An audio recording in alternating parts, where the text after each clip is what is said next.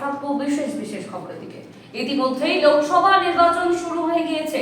প্রথম দফার ভোট মিটেছে নির্বিঘ্নে। তবে রাজ্যের মুখ্যমন্ত্রী তিনি থেমে থাকলে তো চলবে না, তাই আজ নির্বাচনী প্রচারে ছাউমনুতে পৌঁছেছেন তিনি। সেখানে এক বিশাল র্যালিতে অংশগ্রহণ করতে দেখা যায় তাকে, সাথে এক জনসভাতেও যোগদান করেন তিনি। শুক্রবার প্রথম দফার ভোটের দিন নির্বাচনী প্রচারে আমরোয়ায় গিয়েছিলেন প্রধানমন্ত্রী নরেন্দ্র মোদী।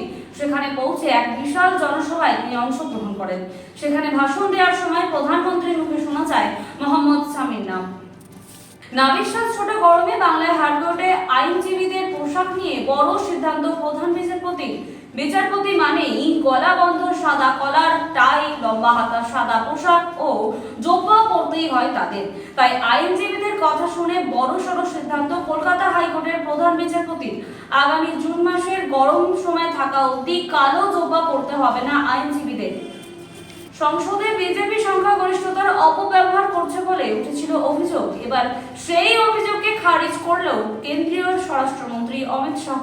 এক সাংবাদিক সাক্ষাৎকারে অমিত শাহ বলেন, যদি আমাদের সংবিধান পরিবর্তন করতেই হয় তাহলে আমরা আরো আগেই করতে পারতাম। গত 10 বছরে সংখ্যাগরিষ্ঠতার কোনো অপব্যবহার করিনি আমরা। এখন এই পর্যন্তই, ফিরে আসছি পরবর্তী খবর নিয়ে।